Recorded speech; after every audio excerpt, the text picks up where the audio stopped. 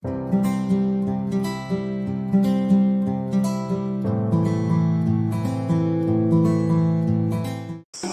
rupanya sudah ikut pengajian. Gajah apa? Gajah hijrah. Sudah hijrah mereka. Ada yang namanya orang selama ini tidak peduli kepada masjid, tidak peduli kepada Quran, tapi rupanya kajian masuk ke dalam hati mereka. Saya lihat di belakang, Masya Allah, nama ormasnya belum pernah saya lihat sebelumnya. Saya baca Taliban. Oh, ini Afghanistan ini. Ternyata ini Taliban yang lembut. Mungkin di Afghanistan dia keras, tapi di sini kumaha tuh damai. Yang lembut. Taliban diambil dari kata talaba. Talaba yang mencari. Taliban yang di sini dimaksud adalah mereka yang mencari ilmu dan mencari barokah dari para ulama. Oleh sebab itu, ini komunitas-komunitas yang sudah banyak ini mesti dipersatukan.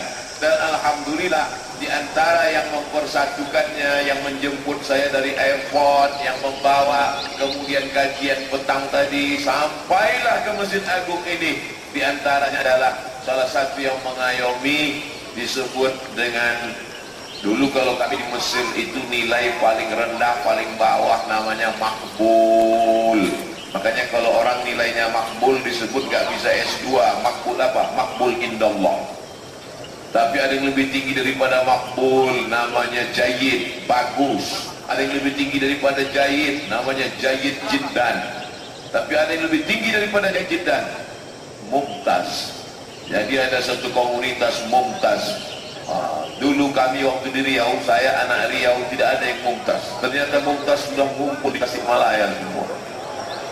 Mudah-mudahan anak-anak muda ini semua bernilai excellent, mumtaz, berprestasi semuanya, berprestasi dalam bidang pemikiran, berprestasi secara intelektual, tapi juga berprestasi spiritual. Hatinya penuh dengan cinta kepada Nabi Muhammad sallallahu alaihi wasallam.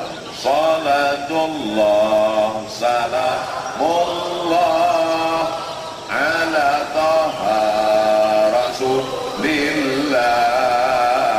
Salatullah salamullah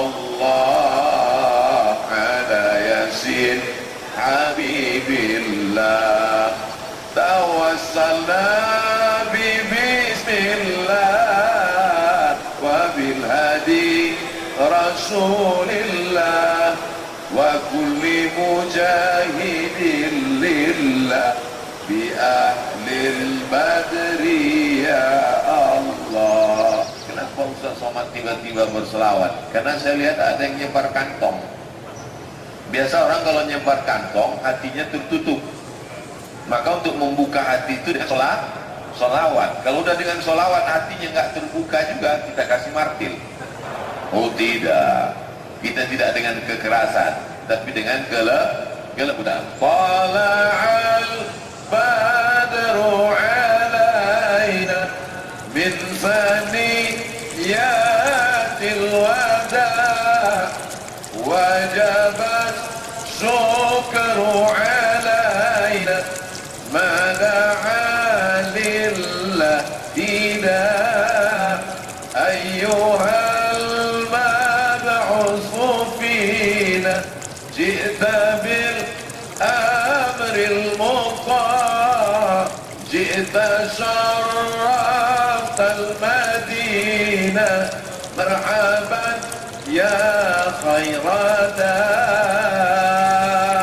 Dari mana orang Tasik kenal Nabi Muhammad sallallahu alaihi wasallam? Apa datang Nabi Muhammad ke kota Tasik? Tidak. Orang Tasik kenal dengan Nabi karena bibarakatil ulama. Maka orang membenci ulama berarti membenci Nabi Muhammad sallallahu alaihi wasallam. Orang membenci ulama, memusuhi ulama, berarti dia membenci Allah subhanahu wa ta'ala. Ati Allah ta'ala kepada Allah, wa ati'ur Rasul ta'ala kepada Rasul, wa ulil amri. Ulama menafsirkan ulil amri di situ adalah penafsiran yang pertama adalah para ulama. Karena Nabi tidak meninggalkan istana. Yang pergi ke kota Madinah Al-Munawwarah, ada yang melihat istana emas punya Nabi Muhammad SAW. Tidak ada.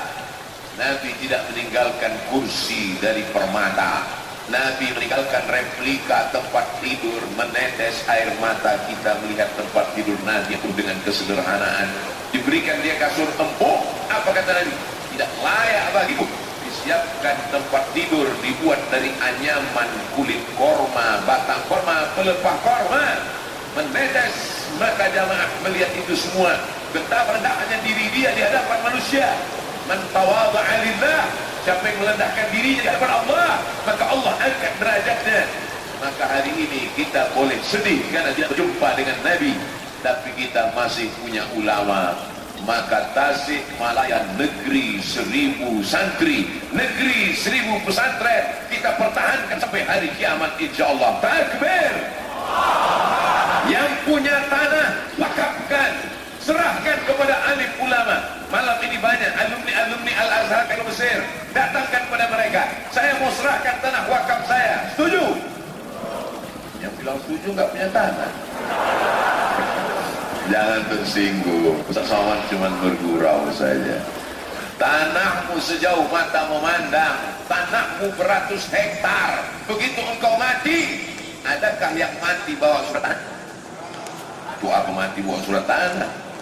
Tanah yang kau wakafkan untuk pondok pesantren, itulah yang akan membuat kuburmu terang benderang. Betul? Terang sampai sakit mata melihat lampu. Ustaz Abdul Somad ketika videonya di Tasikmalaya di Masjid Agung, kenapa terang benderang ya Pak Ustaz? Kenapa wajah Ustaz putih sekali di situ? Lampunya terang, guys. Kalau kau mau terang kuburmu, tempat yang paling gelap, tempat yang paling senyap, tempat yang paling sunyi, tapi justru kau berada di tempat yang paling lapang, terang benderang. Karena tanah wakaf, datangi ulama, kuserahkan surat tanah wakaf ini untuk pondok pesantren. Datangi pondok pesantren, saya tidak sanggup berikan tanah wakaf. Berapa WC yang kurang? Loh, kok Ustaz tiba-tiba ingat WC? Tidak ada yang paling sulit, paling sempit, paling susah daripada kebelet. Santri 1000 orang, WC-nya 3, ngantri 300 orang. Sudah 3 kali karet itu.